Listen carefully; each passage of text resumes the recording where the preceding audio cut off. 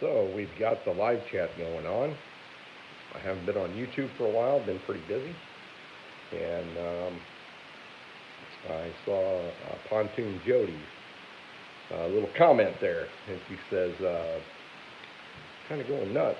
Where's everybody at? And I kind of got in here to try to find a live, but I couldn't find one.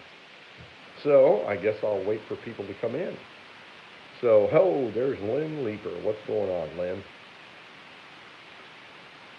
Brandon's Outdoor Adventures. Hey, what's up, buddy? I gotta turn some lights down here, it looks like. Kind of bright.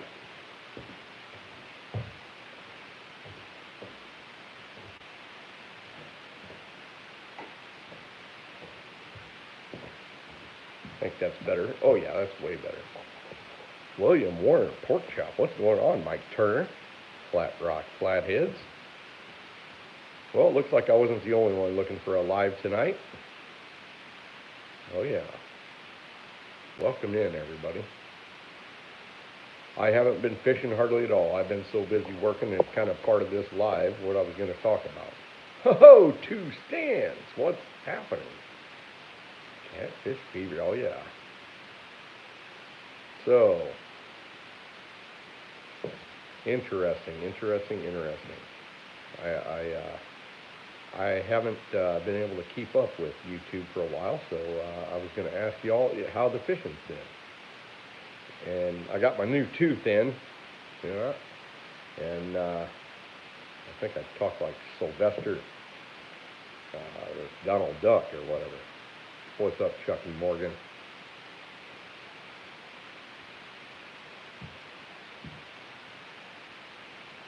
Oh, two stands of going on a monster hunt. Wish I was, buddy. Tell you that.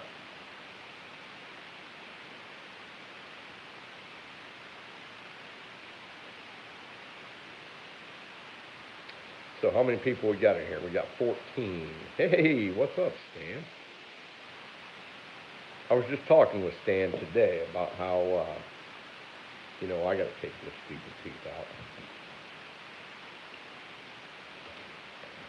There, now I can talk. Dang it. Real-time catfishing. What's going on?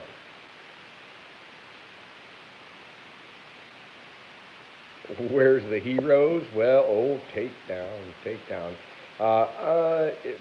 Pretty much this is a work week, so he's been in bed for probably 2 hours. I almost never get a hold of him past about 10 o'clock or so on a weeknight. So, what do you guys want to talk about? Any questions, any comments, any heresies? I did, however, get to see something that was pretty unusual tonight. When I got home, I was kind of looking around on YouTube, and I don't follow him, but he shows up in my feed all the time. And the title kind of caught me, where the title said something like, well, and don't quote me, but it was something like how I killed the world record catfish, and it was actually Catfish Dave. And I'm not a Catfish Dave follower by any means, but he had some pretty interesting things to say, pretty insightful, and I hope you guys actually watch that one. I thought about even sharing it, but I just decided to get on this live and see what everybody was doing. I don't think there's catfish in the Missouri River. It's a little bit early yet, especially up over where you're at. Water's still cold. Fish are still in their kind of transition. It's not really even spring to them yet in our neck of the woods. Lynn, what do you think, two stands? I thought it was from the heart. I thought it was full of pretty good information, and I pretty much agree with everything he said, which is not actually usual. Hey, what's going on? Yeah. Flathead Jeremy. Jeremy, have you caught any big flatheads this season yet?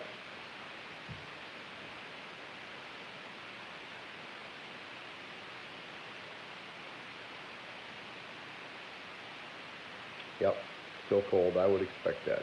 Johnny Smellpepper, how's it going? Water temperature is 60 there. I don't expect ours is much over 55 right now because we're still getting cold nights. We haven't even really had that many warm days. Gonna catch me a flathead this week. All right. Very meaningful. Usually don't like Dave, but agree with him 100%. Yeah. You know, and it kind of struck me a little bit good because he was talking about the same era that I really got into catfishing. And, you know, I knew Doug Stange and I knew Jim Moyer. Not well, but, you know, I knew them enough. And I knew some of the DNR guys that were in charge of the Tennessee River. And I thought that the Tennessee River, in my experience, and from what I've seen, no real big ones, but I have got 5 flatheads around 25 pounds. That's nothing to sneeze at this early, buddy. You know, and I've kind of been in the same general thought as what Dave was talking about. And the interesting part is that Dave, although in his regular videos he doesn't seem to show it, really understands that big fish are a tiny percent of the population and how easy it is to kind of wreck them. Okay, Flat Rock Flathead says water temperature just hit the 50s up here by Lake Michigan. Needs to warm up so I can provide some flatheads. Well, Flat Rock, I'm telling you, you're in the zone a little bit higher than me. And I can believe that because I don't think we're but 4 or 5. Oh, Jeremy, thank you very much. That's awesome. This is really my first actual live myself. I mean, I've talked on a bunch of lives, but I really haven't done it this season. So, but I am getting all fired up. I don't know if you guys have seen my new bait tank or not. Anybody see it? If you have, let me know. We might talk about it a little bit. It's kind of cool.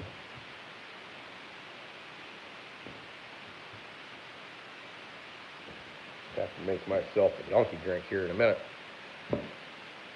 Pork Chop says my weather been a few days. It got 75, but still getting cold. Check the water temperature, 53. Still not getting any bite. Thanks, Johnny Fall Pepper. Thanks, Jeremy. Oh, buddy, I can't wait to go after him. And Sean and I are going to go after him pretty darn hard this year. We got a new bait tank, so I don't have to spend as much time on like a Thursday or a Friday. Oh, thanks, Stan. Matter of fact, I was just out there checking them out, and they happen to like, which is kind of a weird thing. I've never had chickens before, but they actually like music because they're doing all their pecking around and not paying attention and, you know, chasing each other and whatever. I got on YouTube, or actually I got on TikTok, and I started playing some stuff, and I started noticing. You know, yeah, when the music first came on, they just all kind of stopped, but then they went around their business. But then I kept flipping through, and certain music, they really were just like, huh. And I mean, they just sort of sat there, quit their pecking around and all that. So that was kind of interesting. What's up, Lance McCoo guy?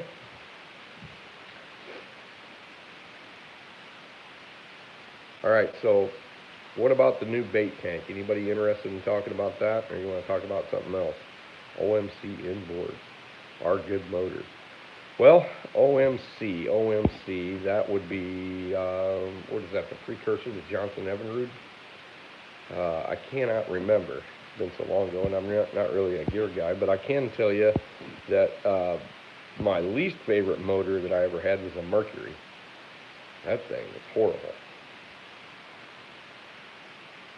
What up, Steve Locke?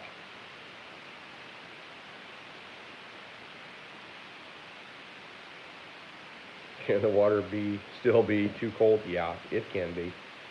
You know, too cold for anything but a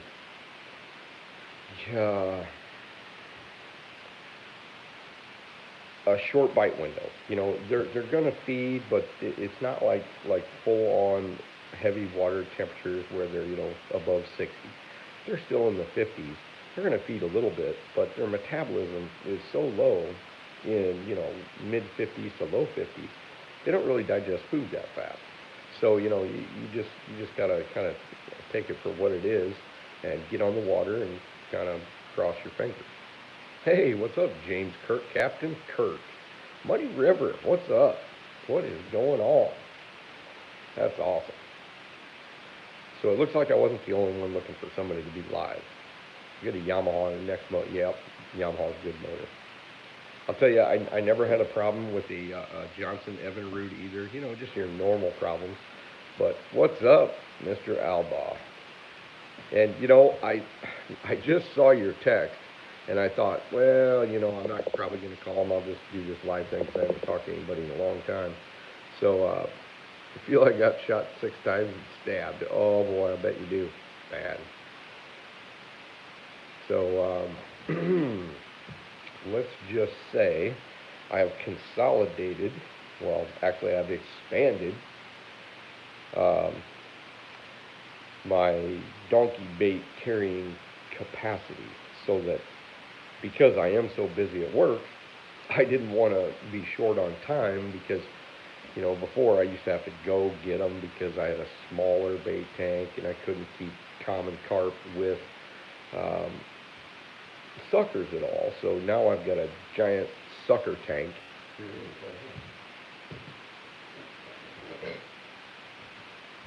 So any of you guys that have bait tanks, any of you, including Mr. Muddy River, I'll see if I can plug this thing in.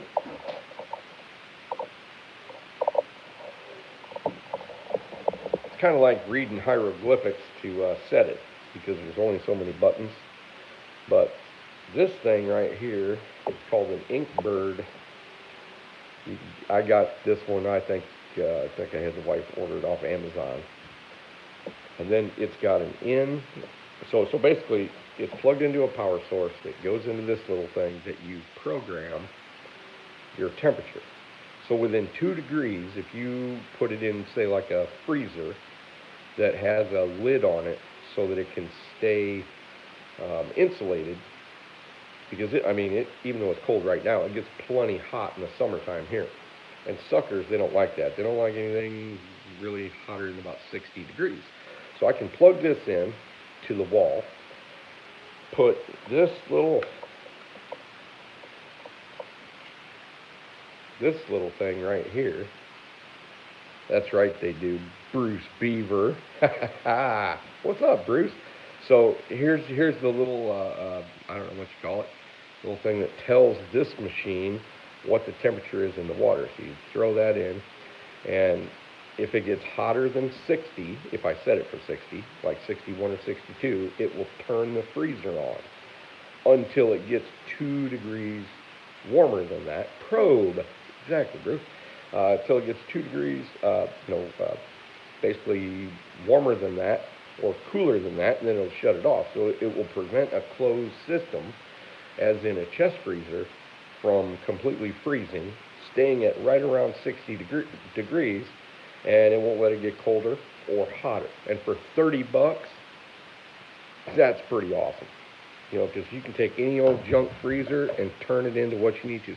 See, now, I had to fight it before because it would get too cold, and then it would get too warm, so I was always having to check it and kind of regulate it and all that. But then I found that on YouTube, and, you know, it was a lifesaver. This one's actually going in the chicken coop because, you know, at this age, once it starts getting warmer, those heat lights, and that whole chicken coop thing that I made it's all insulated, so it'll get way too hot in there. So it'll shut the lights down once it gets like whatever the recommended temperature is for these little chickens. Which now they're about that big. They're quite funny to watch. So what were we going to talk about? I think somebody asked something. Suckers hate heat. That's right.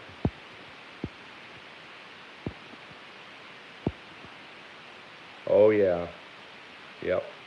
I see that, Lynn. I've got a Hondas are good motors. I got a buddy of mine with one. He's actually got a Honda Jet 4-stroke. Pretty cool. So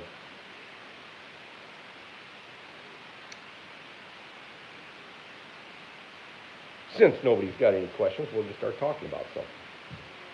I would say, hold on. I got alarms going off. I got all kinds of stuff. So let's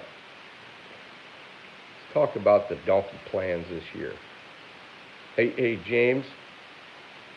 Um, Bruce Beaver there was, I think, a senior when I was a sophomore, and we both played on the same football team and went to the playoffs every single year. And he was a fantastic nose guard.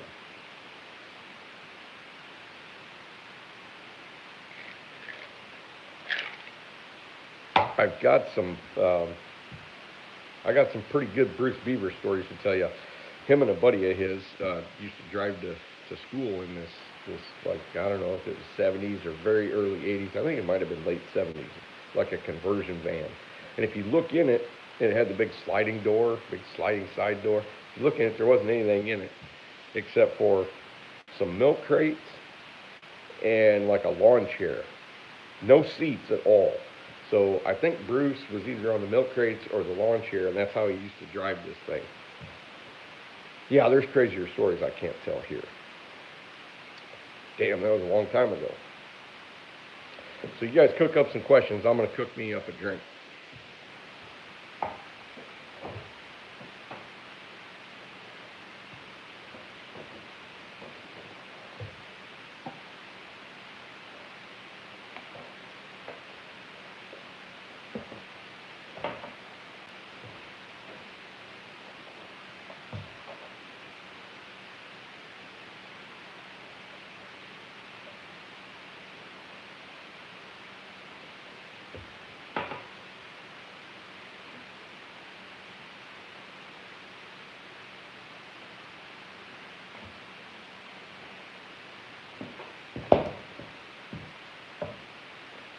Prime time flathead bite. That's a good one.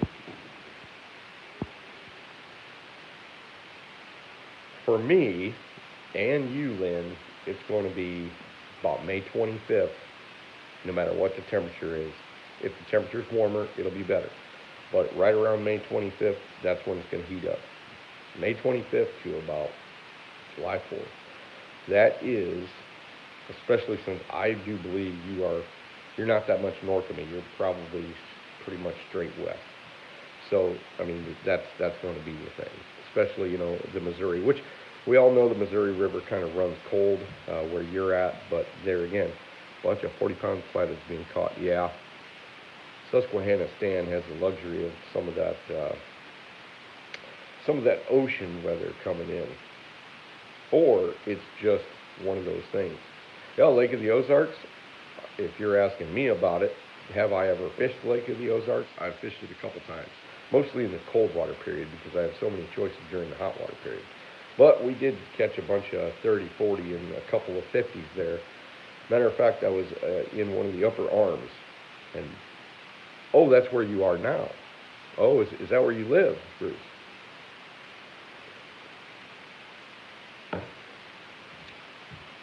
But anyway, I'll continue with that story. So we went to one of the upper fingers, and I do believe, I can't remember which one, the one, it was one of the upper arms.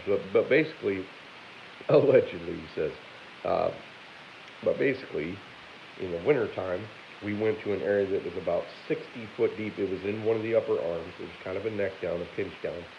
And then one side of it was kind of a sheer rock drop. The other side of the river, which wasn't all that far, I mean, it's really not that very wide there. Those two, I knew you were, James. So it was a high rock bluff. I don't think it was much more than about 28 or 30 degrees when we actually fished it. But half the river got half of and it was a riverine stretch because I think there's two arms that come into the ocean. There's probably more than that, but two major ones. So we were sitting off of this long, expansive. I mean, you could almost cast to each side of the bank. You could definitely cast on the side, but I decided to sit on about 12 foot of water. But if the boat shifted more than about 4 feet, I was in 30 foot of water. So 30 to 12, that's how hard that drop was. Now we didn't catch much in the deep water or the drop, but there's a shallow shelf that came up, and then there was a trench and an old creek bed that kind of came in. And when I went over it, you were only in about 6, 7 feet of water, and 3 or 4 feet of water because I went over it close. I went over it about halfway, and all of a sudden there's this trench which was only about as wide as a school bus and only about 2 feet deeper. Well, I started throwing baits directly into that trench at about 30 yards, and we started to pick out big fish because what they were doing is they were coming from back further in the deep water up that ledge and just funneled right into that little crevice because I couldn't catch them on top, ahead of it, or behind it. But if I was in that little school bus with range right there, probably 8 feet, man, we just caught them one after the other. That was pretty darn interesting. So we only got 9 people in chat, huh? I guess it is pretty late. So, oh, and 10. So, this is kind of weird. It doesn't tell me who joined, no nothing.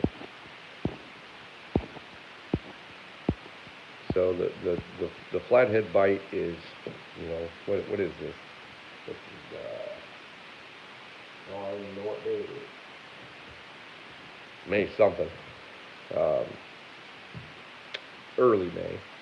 I think if I was to have any time in the next probably 2 weeks, I'd probably go mid-May and try to throw on more of a known wintering area sort, at least something with a current break.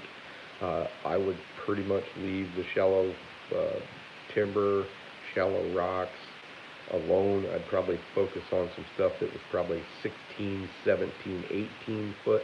Hey, what's up, Mark Knott? Been busy, busier than hell. Probably, okay, so I'll just keep talking there, Jeremy. So right now in my zone, I'd be looking at probably 12 to 20 foot of water with a decent current break. I'd be looking at the areas like you saw me fish, especially because right now the Mississippi's up. That is one thing I would do. Now, do I expect them to still be in their wintering areas? I expect some of the wintering areas to still have some fish. Now, would I throw live baits? No, I'd probably throw fresh cut baits. I mean, I would try some live baits, but if I was, I would make sure to get a softer ray fin, like ray fin fish, like either a moon eye, gizzard shad, or maybe even like large river shiners. I know you guys have seen some on my lives and on my whatever, but yeah, that's probably what I would do. And if I was throwing 4 rods, I'd probably only throw, I'd probably throw some live baits just to see what was happening. But if nothing happened in 15, 20 minutes, I'm gonna shift over to decent sized cut baits as long as they're kind of flashy. I would probably not use, based on my past experience, probably not use cut bluegill. I would use something shiny, sucker. If you're if you have them, skipjack herring, anything shiny or flashy, and soft. And what I would do is I would deploy the rods, and I would start, I'd leave them 4 or 5 minutes, and I'd start to move them. If I wasn't getting any action, I'd start to, drag them a foot, 2, 3, 4 feet, crank the reel, kind of range out, get into the current break, and behind the current break, and focus on it like that. And I'd probably move probably every, what up, Troy? I'd probably move every I'd say probably hour. Caught my first moon eye. Yep, Mark. He certainly did. Yep. And I went a long time without even knowing. Hey, what's up, Haz? Been digging your TikTok stuff. You're killing it. Threw out by a wing dike, 10 ounce, didn't hold. I need to find some deep holes. We'll be going live this weekend.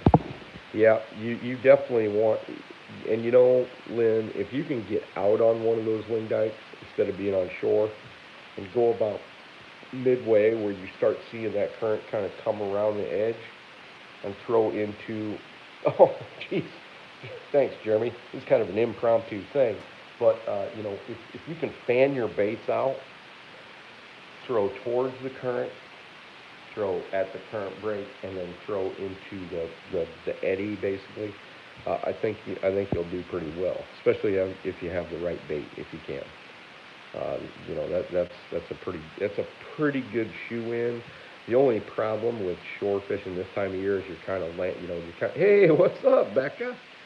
You're kind of locked into one place at a time. But if you could, if you had a chance to move to three different wing dikes, you know, by saying, okay, you got two rods, maybe you got a cart or something you could throw all your stuff in so you can move quickly. That's probably what I would do. I probably wouldn't sink all my eggs in one basket trying to catch big catfish on the Missouri. Mm-hmm. I'll tell you what, I am excited about this season because I certainly have been locked into work, but things are going pretty good. So I think I'm going to be able to at least weekend fish like I did last year. I don't know about anything during the week, but I certainly can. Old wood is key now.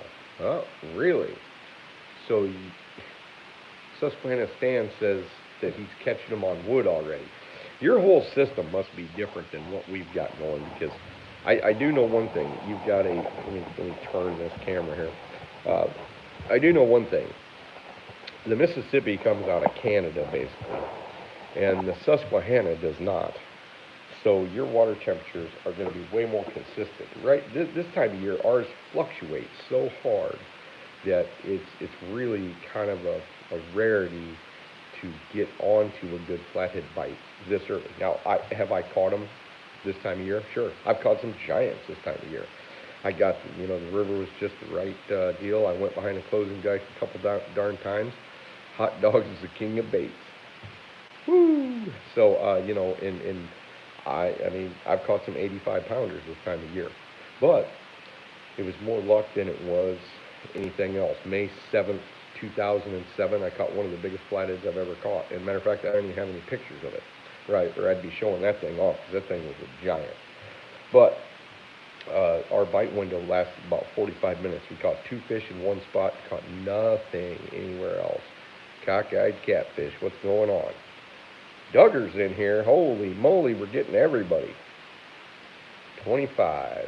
That's pretty awesome. So I would say now you could go not too far south, and then all of a sudden you're into a more active flathead situation.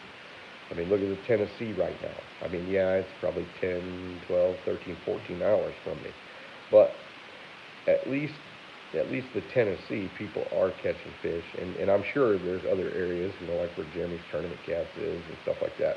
But the flatheads are way more predictable than they are here. But it's really, at this point, it isn't worth it for me to go out there and, you know, gamble that hard on it.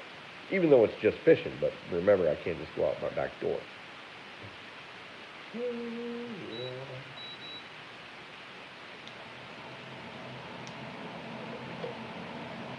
Now, I would imagine Chris Flores is in a zone that he could catch flatheads right now. I would imagine pretty well. Who else we got in here? Let's see. Lake of the Ozarks. We got Duggar. He's probably in a warmer climate. Troy, I know where he's at. He's got a pretty decent shot at flatheads right now. Let's stop. Hey, what's up, Duggar? Yeah, this is kind of an impromptu thing. I really didn't even have a plan. I just hit live and said, let's talk. Usually I've got a plan and a whole bunch of props and all that stuff, but, you know, Fish Commission was here 2 weeks ago, shocking and hoop nets. Ooh, that's, yeah, shocking is, you know, I've been on shocking boats many times, and flatheads don't, unless they're using DC current. If they're using AC current, then they don't really get too many. But if they use DC current, yeah, it'll burn them up. Water's in the mid-70s in the lake at 72. Oh man, Jeremy's in the thick of it. James is at work. Why don't you call me when you get done? In Colorado, it'll be forever. The water gets good. Yeah, Colorado. Yep. What's up, Walter Pope? Yeah, I would imagine Texas is probably right in the thick of it too. You guys are about. See, we're about a month away from our actual pre-spawn, but if you go about 2 degrees in longitude south, you guys are already in the thick of starting it, which is pretty awesome. Yep. Troy, remind me where you're at exactly. I think you're right around, down around where CatCon was, I was thinking. Yep, Chris always catches them. You know, they do, even down where he's at, they will go through a winter period, even though it's not really that cold. It's just, it's a period of less activity. Louisville, Kentucky, yep. So all you need is about, good week of warm weather there, Troy. And I know it's kind of rough because your water comes from up here by me, so it's still pretty cold. Yes, Walter Pope. I do not recall seeing him in a live before. That's pretty darn awesome. New people are always great. Well, not always, but most of the time.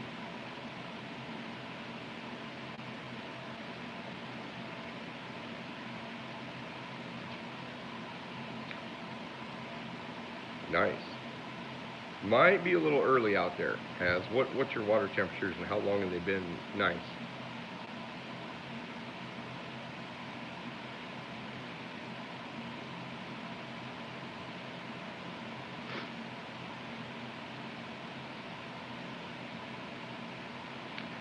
As I'm thinking that I have seen some areas that I would try if I were you. Hey, what's up, Melissa? Knowing the seasonal patterns and kind of what they're doing and all that stuff. Problem is, it might be difficult to get there, but I did see those areas that I talked to you a couple times, especially 58 to 60. Okay, 58 to 60. Don't look for them to move much. You're gonna have to go to them. You have to find them. You have to throw in their home, and you have to move stuff around. Use your decent cut baits you have available to you. I probably wouldn't use eel much. A pontoon, Jody. I kind of did this live because I read your post. It said please somebody go live, and I thought, well, it just well be me, I suppose. Just had the warm weather, but the rain is cooling the water down just as fast to come up. Yep, 58. May 21. I'm fishing an all-night flathead tournament. 60 boats, thousands of pounds of flatheads will be at the scales. Oh yeah, oh yeah. Yep, that'll be pretty cool. The first good flathead fishing days of the year are always exciting, always.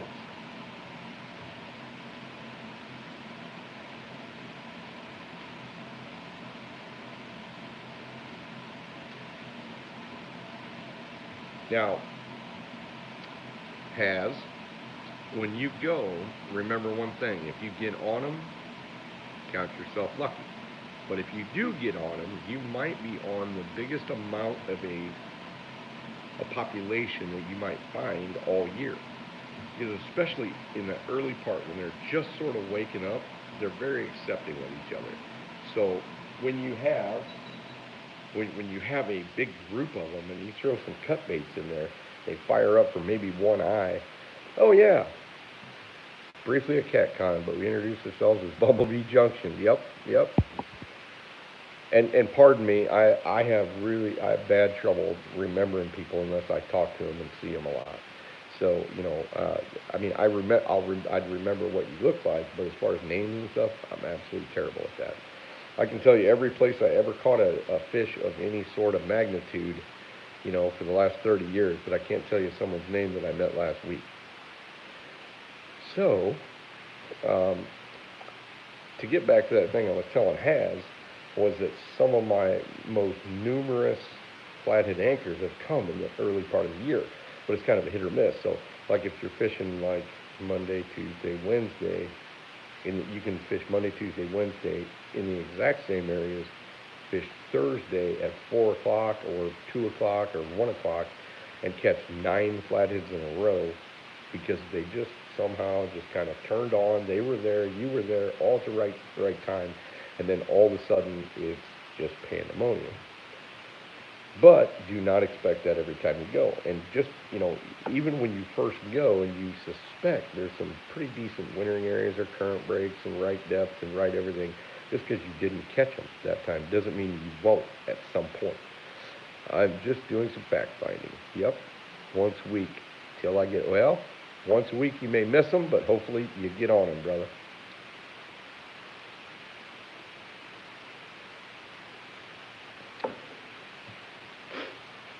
So what else is new? What else is going on? I have no idea. We were talking earlier about Catfish Dave's video, and I hope you all see it because he's speaking some truth right there about letting fish go and how hard it can be on certain pools. And I wish he would have called it pools. He didn't, but I wish he would have stated that basically it's a long river, and you've got maybe a 25, 30-mile stretch, and certain pools will receive too much pressure. And I'm not against tournaments, but tournaments are hard on fish populations, believe it or not. Even though they're released, even if they're well cared for, it doesn't really matter. It seems, what up, Avid? It seems that whenever pools get a whole bunch of tournaments and a whole bunch of pressure, it's pretty hard on that upper 20% of the fish. And I've seen that my whole life. I don't have a whole lot of proof to it, but I have noticed it. Anybody else notice it?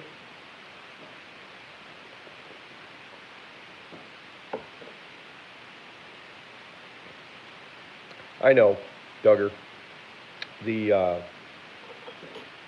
I was just surprised that he spoke very intelligently about decisions that people make that affect the big fish in certain places, and that he advocates for letting them go. And he actually came up a few notches in my mind after watching that video. That could be very true. That could be very true. Yeah, take a look at it, Duggar. It's a whole different Catfish Dave than what he usually puts out there. I mean, you don't have to. You can do whatever you want, but I'm just saying it'd be worth looking at it, because you would see Catfish Dave in a whole different light. And I have long suspected that his general spiel is basically a character that he plays. And maybe it is him. I mean, as far as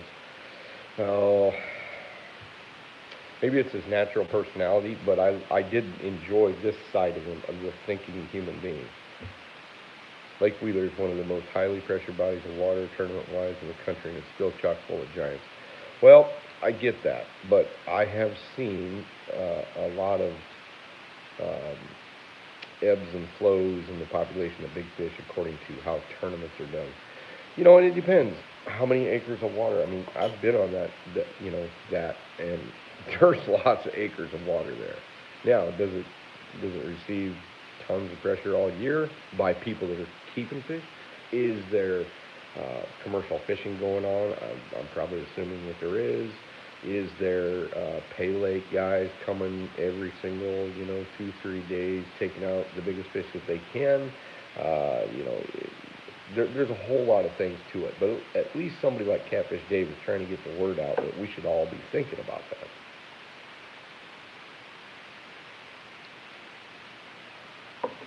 And I know Catfish Dave is kind of a polarizing creature. Hey, Danimal. Saw you're alive. Want to come say hi. Awesome. Yeah, I'm not going to be on here too long. What is it? It's a little after 12 here. I've probably got to get out of here by at least probably 1. So, anyway, wow, I don't even have any furniture. Yeah, that's what I should have done. I should have printed out some furniture pictures, but I never do show that. But I mean, we've been hard at it, pretty much 60 to 100 hours a week.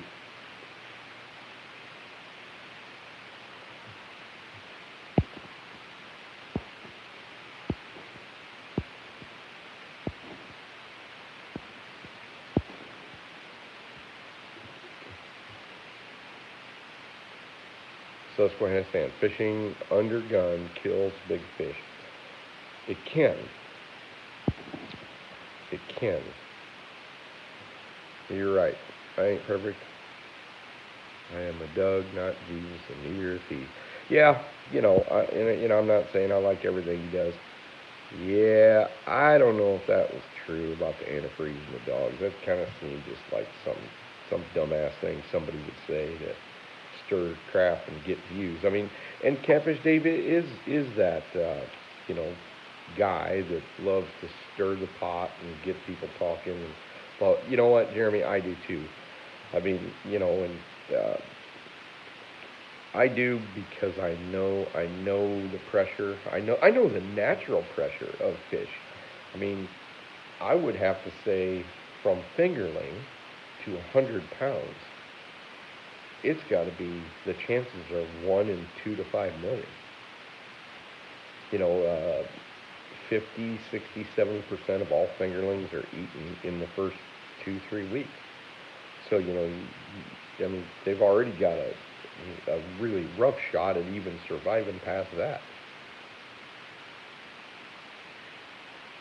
Yeah, yeah. I mean, Duggar, it's you have your own opinion about whatever. I just thought I'd bring it up because I was pleasantly surprised and thankful for a guy like Catfish Dave with the following that he's got, that he was talking about such things. I thought that was a good thing. And I'm not trying to say everybody needs to be a Catfish Dave fan.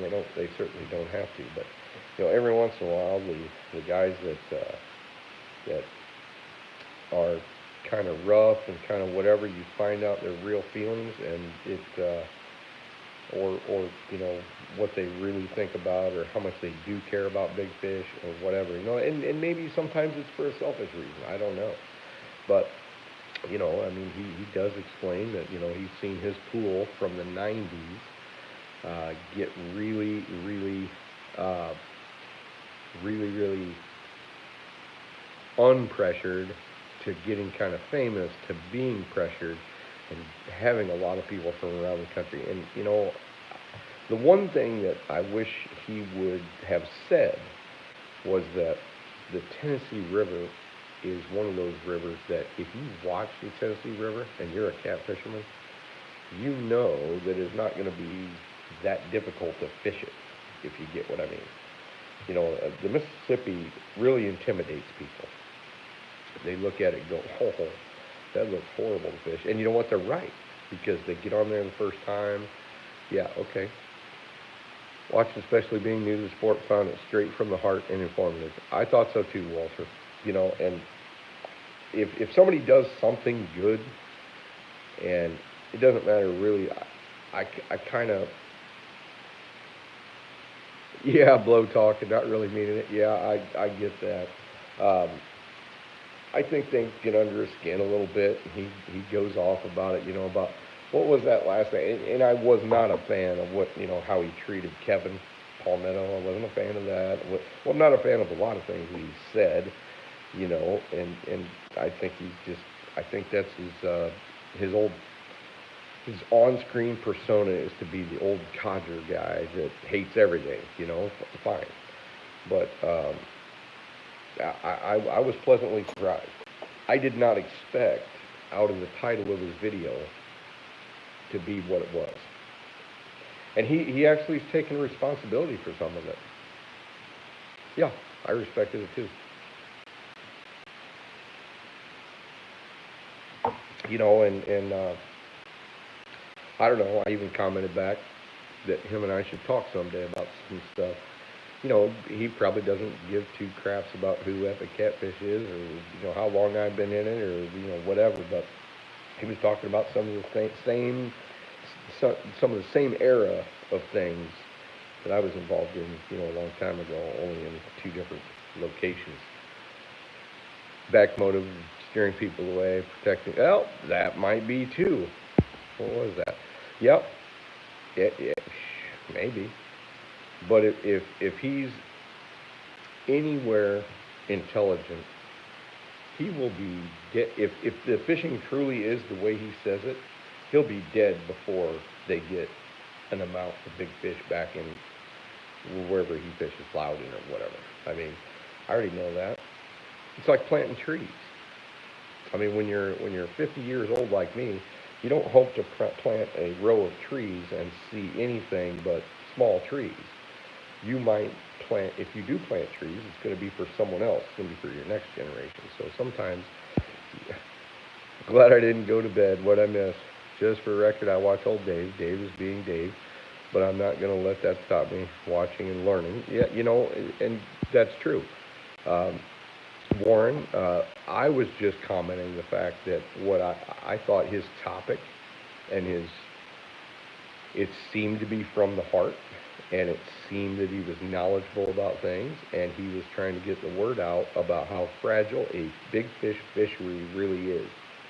So, and trying to help people understand that we got to take care of these big fish. He didn't really say it like I guess a regular person does, but and I'm not knocking them. Everybody's personality is different. They're going to say things the way they want to say them. That's why I like my stretch of river. Old me fishes it for a 5-mile stretch. Well, Troy, you're lucky on that.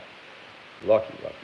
That you know of. Just, maybe not bank fishermen or whatever, but any of those big rivers, there's always commercial fishing guys. I got a story to tell you. One of my best spots on the Mississippi in the farthest north stretch had 25 hoop nets. And I don't mean little hoop nets. I mean these things were monsters. They were 15 foot long by 8 foot high. Had 20 some of them right in my great areas, and we couldn't catch a frickin' fish.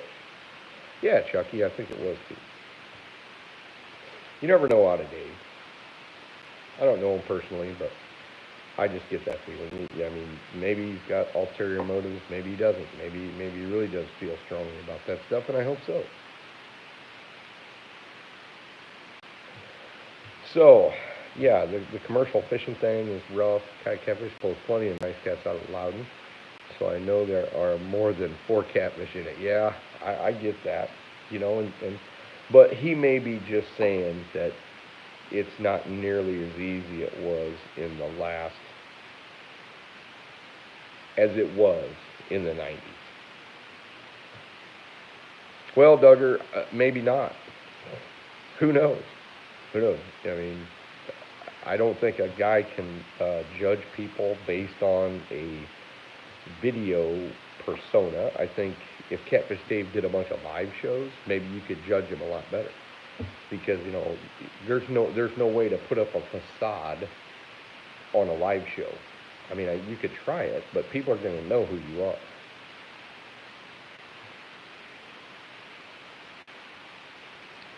You're right at Knoxville. There are a lot of people fishing that stretch. Well, and cockeyed, I am convinced that a lot of people have, just like Catfish Dave says, a lot of people have seen videos, and they have read things. And there's a lot of people fishing that stretch, and there's a lot of YouTubers fishing that stretch, and there's a lot of people that are writing about that stretch, not Loudon in particular, but the Tennessee River altogether.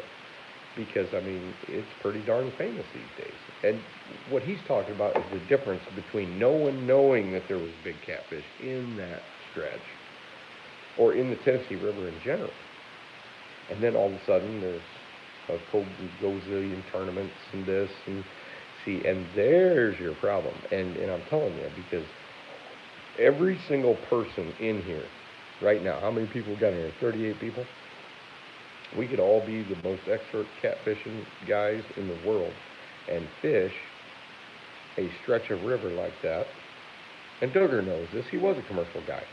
Uh, if we decided we wanted to target bigger fish for the, um, let's say the Pay Lake situation, uh, we could, one guy with 30 nets would way outdo all of us with rod and reel, even if we could fish every day. I can agree with Dave on that. 20 years ago, I catch 15 big cats a night. Now, if I get 1 week, yeah. Met Catfish Dave at CatCon 2019. I still talk to him. He is a decent person. That's a good film. I've heard that, but I don't really tend to. I tend to want to make my own judgments. Because I could feel he's a great guy if he treated me well, even if he doesn't treat other people well. And think about it. I mean, everybody knows somebody like that. A really close friend that fished with Dave quite a few times when he was a bank fisher.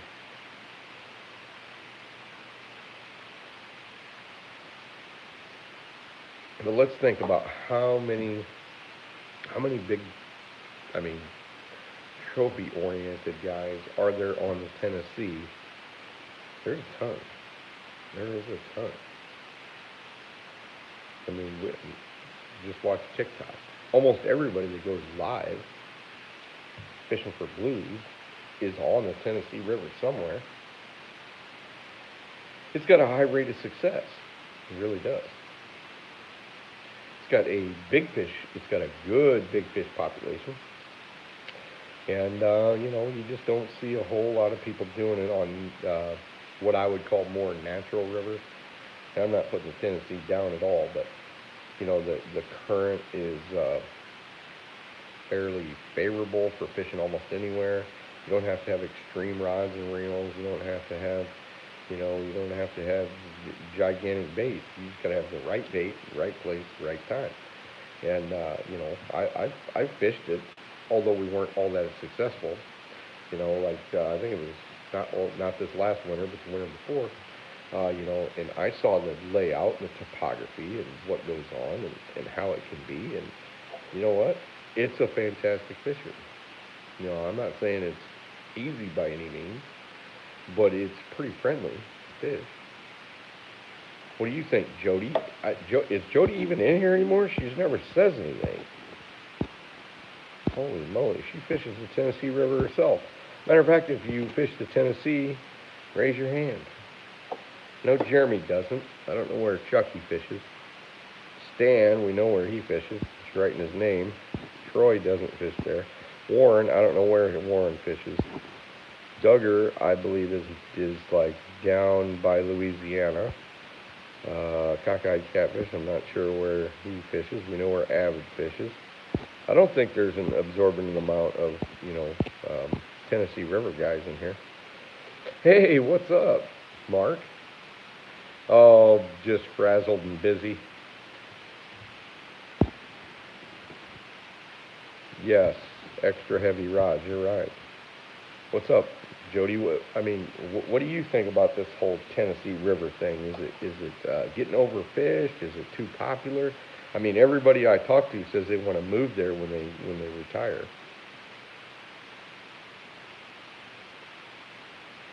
Chucky's 5 hours from the Tennessee. Yep. So anyway, we are blessed with Mark, Catfish and Crappie, one of the greatest live orchestrators I've ever seen. He always has something to talk about. Always, he knows exactly. I mean, it's like watching a national radio show. I love it. Yes, yes. And Mark, we were just talking about Catfish Dave's video and how I was surprised at how heartfelt and intelligent it was about preserving big fish. Yep, I just call it like I see it, Mark.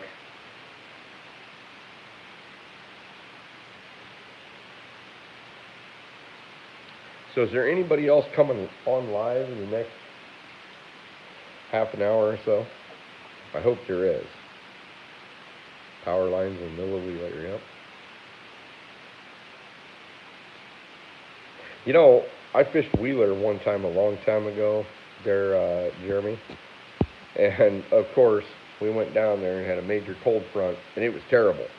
We drifted and dragged and anchored and this and that and the other. I think we caught like maybe 10 fish, and the biggest one was like 20 pounds. Oh, just gotta let the pooch out. Gotcha.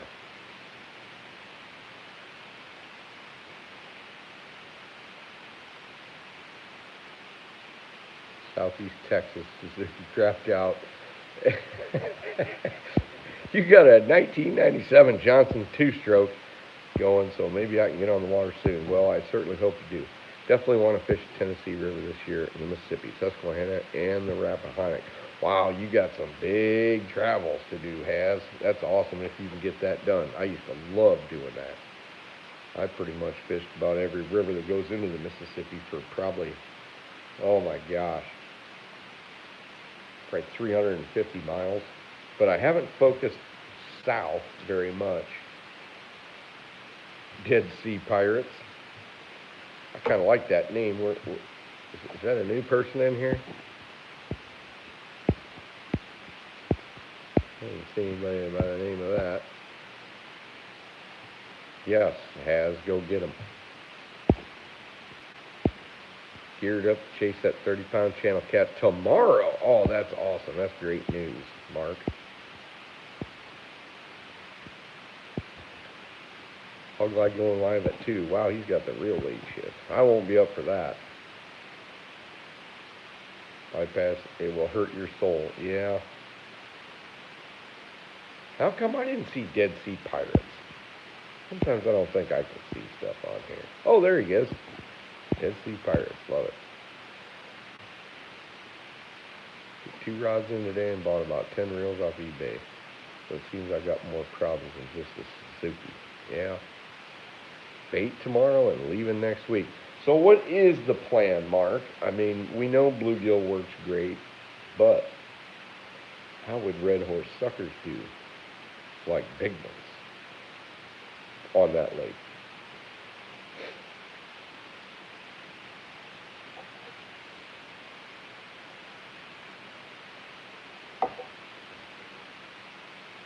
So, Has, you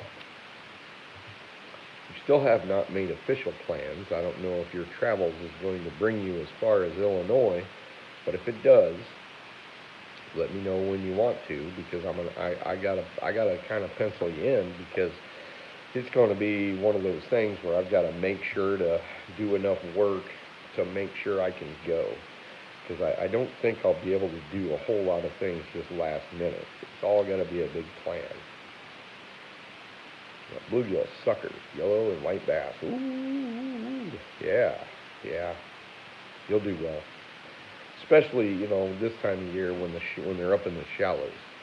When they're up in those shallows and the reeds and all that stuff, yeah, they'll be on fire.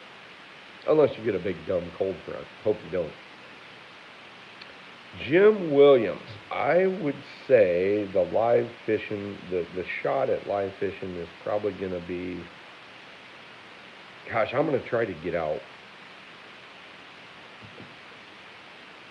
This is May already. I'm going to try to get out within the next couple of weeks. Now, it's not going to be probably a monster hunt. August, you're right, you got it. First weekend to fourth weekend of August. September starts to get iffy, and let's hope the river isn't blown out right then. So, yeah, I hope to do some fast water. Oh, sucker steaks here, 100%. Oh, awesome. I hope to be able to do the Scary River thing live this year. Now, I don't know what kind of signal I'm going to get, so I can't make any promises, but it's pretty darn fantastic. And I still have 20 hours of video I've got to edit on that river, that we did last year. But if I get to do a live on that, it'll be really cool, pretty darn entertaining. It'll be informative and beautiful. So let's hope I got signal.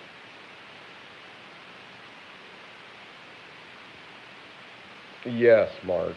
It's not just that. If we got signal, just driving the boat's going to be awesome. Because I didn't even show the real scary parts last time. We actually Epic have been following your channel ever since the senior seminar at Cabot Conference a year or so back.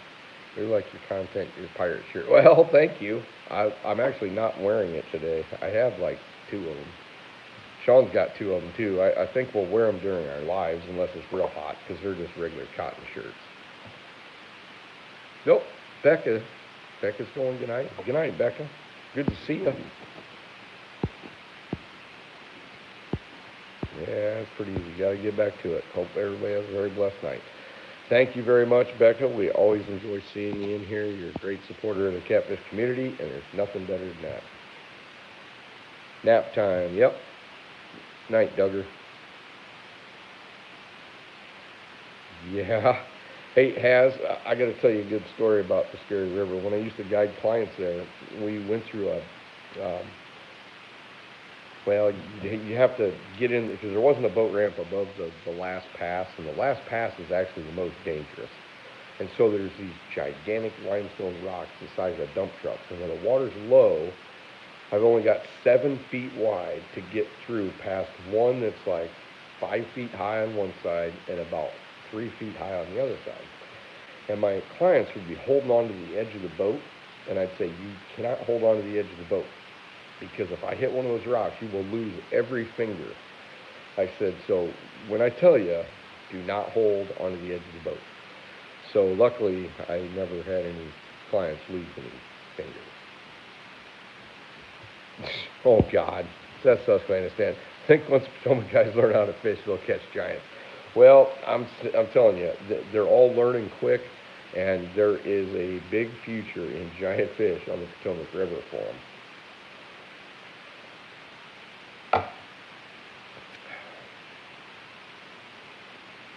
Oh, geez, Avid's going to bed, too.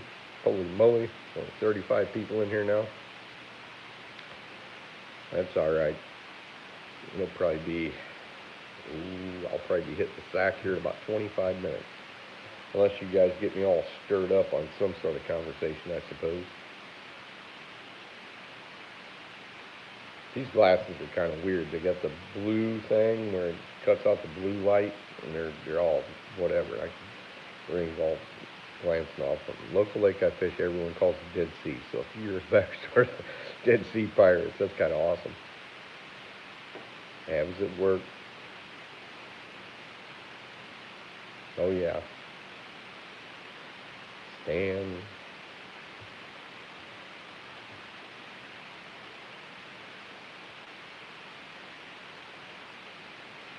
Nice, Troy.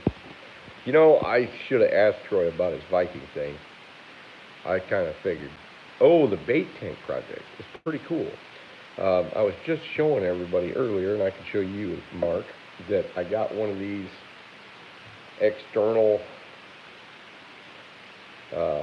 thermostats where it's got a plug for heating and a plug for cooling.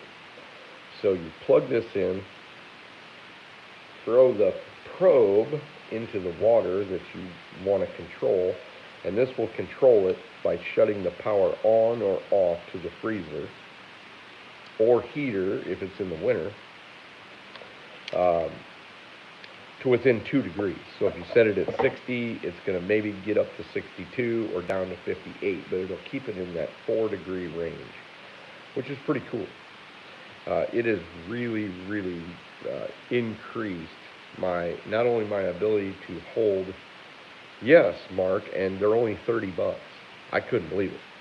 30, 32 bucks, something like that on Amazon. It's called an Inkbird. So I did a short video on TikTok because somebody asked me about it, but it's no better than what I just showed you. No, because the deep freeze I have is small, so I couldn't keep enough Yeah, it is dirt cheap. I couldn't keep enough donkey bait in that. Um, yes, longevity, they'll stay alive a lot longer, and I can pack a lot more fish in there because their metabolism is slowed. Now, if I was to put bluegill in my red Coca-Cola, so Mark, I bought one of those. If you go to a civic center or you go to like a sports game or whatever, you'll see the people like pushing these red carts. They're on wheels and they're all insulated and they keep drinks in them and ice and all that stuff. It's got a little drain on the bottom. I think they're about 400, 450 gallons. So I bought one of those at the last CatCon. Well, it wasn't the last one. It was the one before. And I got that all running. I've got all the water in it. I got some donkey baits, but I also bought, which I need to make a video on it. I bought a Fluval biological filter. Now I know a guy can make his own, but this thing has got a really strong pump. It's got a really strong intake. So what I'm doing is I'm taking a pool pump. Not a pool pump, sorry, that's my other one. It's a pond pump, and I pump water from the tank with fish in it into the small freezer. Then I suck with the Fluval out of that and pump the cold water into the red tank. So I can have lids on both of them, and they can be totally insulated. So the biological filter sucks water out of the freezer. My probe goes into the tank with the fish, and it just constantly recycles. And I've had to put flow resistors to get it to balance because if you got too much going into one, it'll overflow one or it'll suck too much out of the other. So I'm gonna have to work a float switch thing because it's a little bit too much. It works good, but if you're going down, if I can't check it all the time, it's kind of a babysitter thing until I put a float switch on it. So let's just get that one. But I've had many bait tanks, and my most successful one before this one was a 1,000 gallon bulk tank, 10 feet across, and at 1,000 you're about 2.5 feet high. So the whole freezer is filled with water. Yes, I do not pump through a coil because, and I thought about pumping through a coil, but if I pump through a coil, let's just say I bought like 100 feet of garden hose, so I would just pump through the coil and back through. I don't think it's going to stay long enough to be able to fend off those heavy heat days in my garage, which it can get like 110 degrees in there. So yes, I have the whole thing full of water, and I have my tank with the fish in it full of water, so it pumps from the fish tank into the freezer and then sucks from the freezer back down into it. So it's a whole recirculating system. Now how this Inkbird thing works is that the freezer will be controlled whether it's on or off according to whether it's hotter or colder. And I haven't even had to use that part yet because it's not really hot enough yet. But here in the next couple weeks, I'll be using it. Now, I used that on the freezer tank before that just didn't have enough volume to keep the amount of, sounds like a giant sump pump for tanks. Kind of. Yep. Okay, I've been missing some of this stuff. Cockeye Cat, we just finished a double cooler live well to fit the truck bed. All the water conditioning, the pump, filter aerator in the back cooler, and just the spray bar in the front with the fish. Cockeyed, you can do what you want, but I have found a spray bar is inferior compared to just an aquarium pump with a good air stone. I used to run. I've run about every kind of aerator bar that you can, and sometimes they clog up. But it's the force of the water hitting the surface and hitting the fish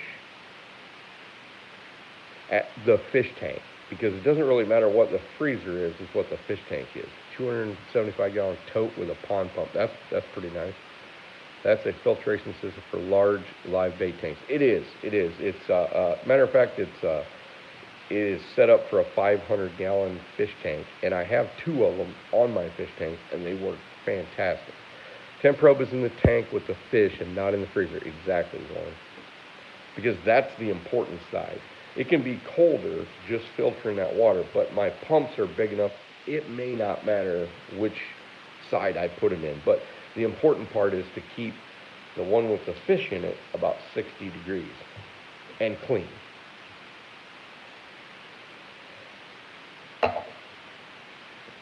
Now those Fluval biological filters are not cheap, but they're worth the money because, and they may not be worth the money to somebody that can babysit it a little bit more.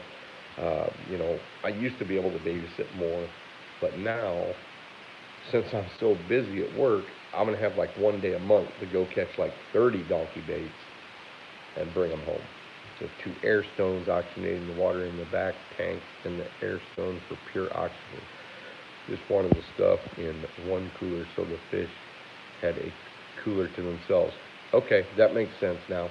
The only thing I don't like about spray bars is that when it hits your bait fish, it does slough the slime coat off, and then all of a sudden there's a protein release in the water, so you got little scales flying around, especially if you keep shad.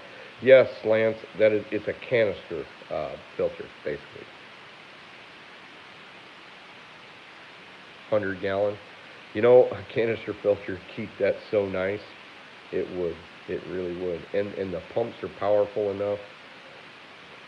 I avoided buying a canister filter for a long time, and then when I finally got the 125-gallon aquarium in the basement, and I had lots of fish in it, and we fed them all the time when the kids were little.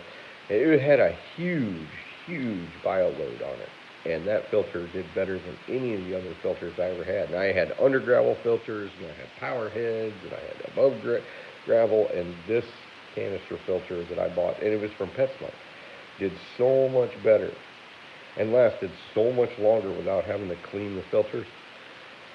I was pretty impressed with it, so this time I just anteed up and set it. Oh, yeah, especially, and here's another secret.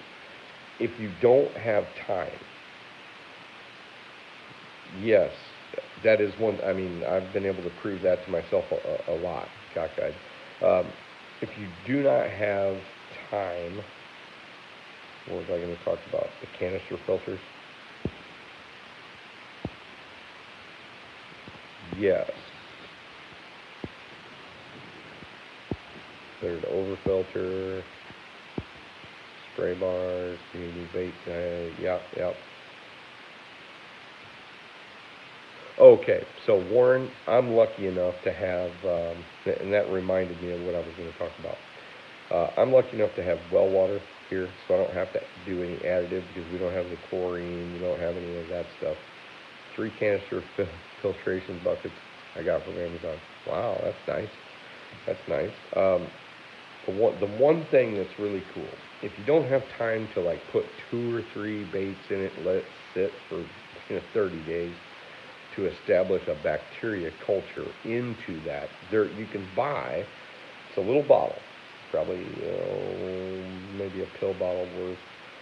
It's called Bacteria in a Bottle, actually. Well, it's not really, that was the brand, but there's other ones. You can go to PetSmart, ask for Bacteria in a Bottle, look at the directions, say, okay, if I got 400 gallons, I put in 2 teaspoons. And that harbors the bacteria that needs to get onto that substrate and be able to take the ammonia out, the nitrates, the proteins. It eats up all that stuff. Lance kept fish tanks for many years, had expensive African cichlids. She ran 2 canisters and one each. For some reason, Lance's thing's cutting off. I can't read it all. Yeah, I put a Venturi on my recirculation pump. You know what? This is pretty awesome. You guys are fish nerds just like me. You guys got all kinds of stuff and been trying stuff for years, and oh my. Yeah, but I was telling you earlier about the 1,000-gallon one. It's got a full pool pump on it. And it actually, I mean, it's got a hose like that big. And it draws water out. I don't know how many gallons an hour. It draws water out and pumps it up into a 300-gallon vessel that has an overflow. And I built my own filter that's like 3 foot by 3 foot. And it slides into the thing like this, and it's got the activated charcoal. It's got the plastic floss. It's got the cotton floss. It's got all that, and it does really well for bluegills and other things. But it does terrible for suckers when it gets warm, because they just won't take that hot water. But if I can keep bluegill at 60 degrees too, they don't wither. You know what I mean? Because I don't feed them, but they'll get thin in a hot water tank. You know, something that reaches 75, 80, 90 degrees. Seachem, best stuff on the market. Beneficial bacteria. Nice. That's good information to know. Probably order that online. So, even if you're a guy that just keeps bluegills or just keeps white bass or whatever, if you can keep that temperature down, you keep that metabolic rate down. Chrissy Brown, hey, I didn't even know you were in here. Good to see you. If you can keep that metabolic rate down, you can keep their energy level up. Believe that or not, they're not going to expend a bunch of energy just because it's hot. And yeah, you'll be better. You know, and since I have well water, I thought about like a trickle system to where, you know, I feel my bait fish, leftover minnows. Yeah, boy, oh, that's awesome. So, you know, I thought about, okay, because I've lived other places where I didn't really filter anything. All I did was have a well water stream just small enough to go in to replace the water constantly, keep it cool and keep it fresh. Then I didn't have to run all that other stuff. My problem is I'll run my well dry here because now I got kids that like to do 1 hour showers. Cold water holds more oxygen than warm water. Yep. Ask any trout. You darn right. Yep. You know, you guys are pretty darn intelligent these days. You want the stability and prime something. Seachem. Okay. I wonder why they're cutting off. That's kind of weird. And Lance's is the only one that's doing it. I've heard other people complain about that, so I'm not going to complain. All right. 12:52. Anybody with any last minute sort of questions or heresies or comments?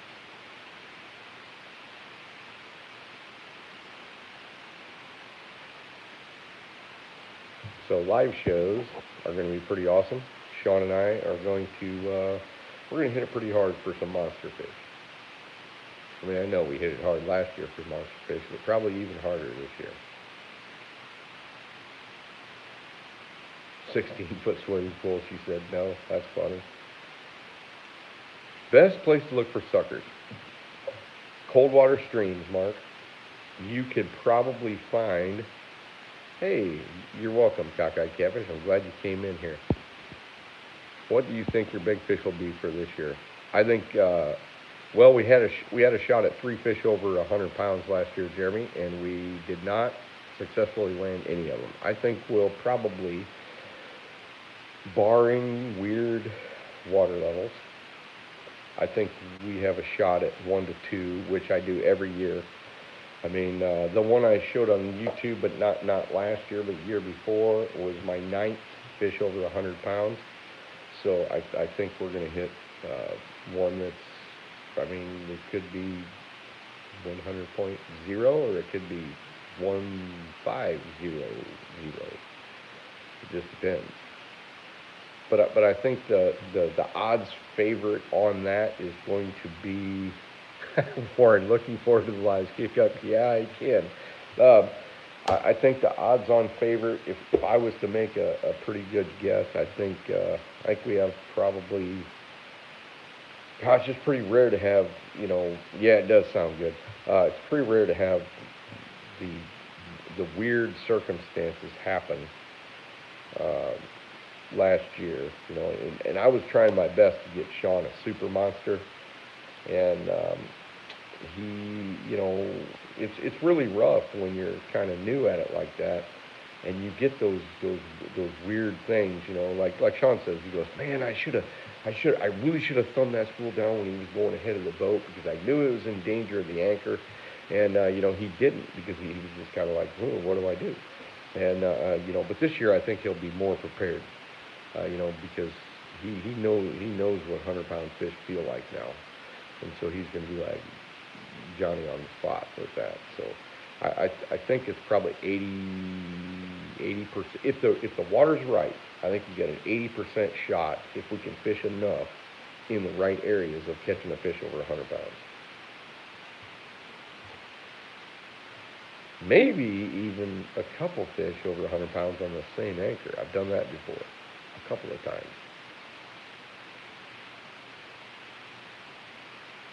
and I'd like to do it again. Now there has been years when I uh, have been down there and the water conditions weren't right to bring enough big fish up. You know, sometimes it's a little bit too flooded and it separates them out. But if I get the right conditions for long enough, I'm gonna contact fish over 100 pounds. There's no guarantee of actually landing them. I'm gonna hook some, but am I gonna land them? I guess time will tell.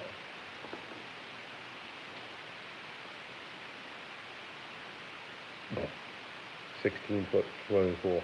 Well, I've got a 10-foot big plastic bulk tank, and I mean, you can swim in that. Dead Sea. I live in East Tennessee, and our creeks have pretty good supply of suckers. Oh, I was trying to get back to Mark. Mark says, where should I go find suckers? You want to find a semi-clear, not a tiny creek. Well, you can find suckers in tiny creeks, but they're a little bit harder to catch in tiny creeks. I would say something that has CFMs somewhere around 1,500, something with a decent fast flow, a gravel bottom, and, your general ripple hole run. And anything that leads to a bigger river, something like the Fox, you've probably got some of those, but you want to look for those lowland farm type creeks, Mark. And honestly, almost every single lowland farm type creek or small river where I live has suckers in it. White suckers and golden red horse. There's some hognose suckers, but the hognose suckers you usually don't catch because they're pretty well onto the plankton and the algae.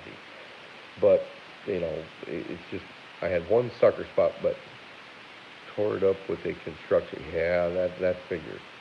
So try to find another on that same river. Catching 1 to 2.5 pound suckers, Sheboygan River. Yeah, epic. Have you ever heard follow the ducks for suckers? I have, but we're not in an area that has a lot of ducks. Manitowoc River. Yeah, and you know what? Lance is in the area that suckers are actually. I mean, they're all over the United States, but they're pretty big in the north. Wisconsin, Minnesota, all that stuff. I would not be. I would not purport to be able to be an expert on suckers up there, even though I've seen them and I've caught them. But yeah, assuming you fish South Holston.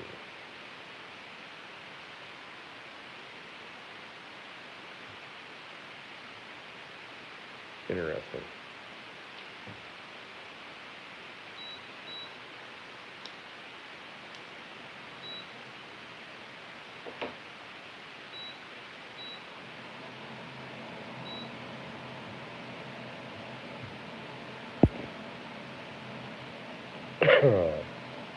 We caught red horse here. My buddy caught a state record, but we figured it was a record after he cut it up for bait.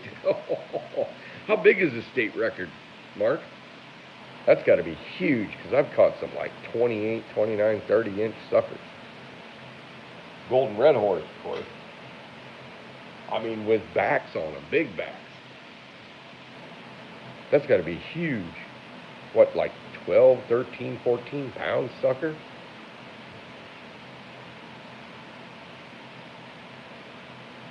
Avid, that's not an easy thing these days.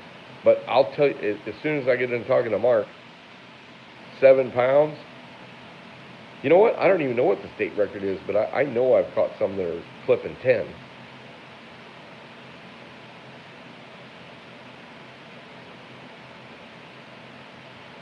I have not paid attention to that, but my little river, right? Well, I've got two major rivers and about 3 creeks, and my gosh, I had some on the boat.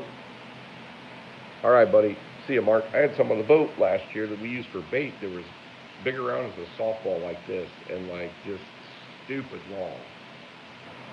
I'll have to pay attention to how much those actually weigh. Can't wait for the sucker run to start here. About to catch hundreds of suckers. Yeah, when they're on it, they're on it. And they bite weird, but they bite pretty awesome, and they fight great. Night, David.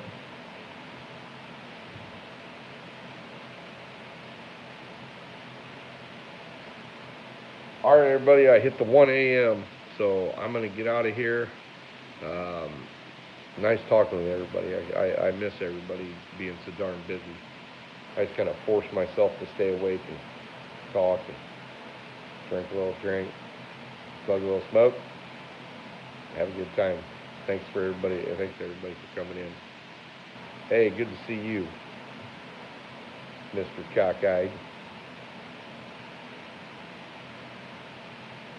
Oh, it might have, Mark. There's some pretty crazy big suckers here. They don't have many predators up here, and really nobody fishes for them but me. Well, thanks, Lance. It was just kind of a off the cuff type thing. Well, and I should thank everybody. I enjoyed it. I'm glad to talk to everybody, and I miss coming into everybody's lives and being all involved, but I'm kind of behind the 8 ball in the life program here. Night, everybody.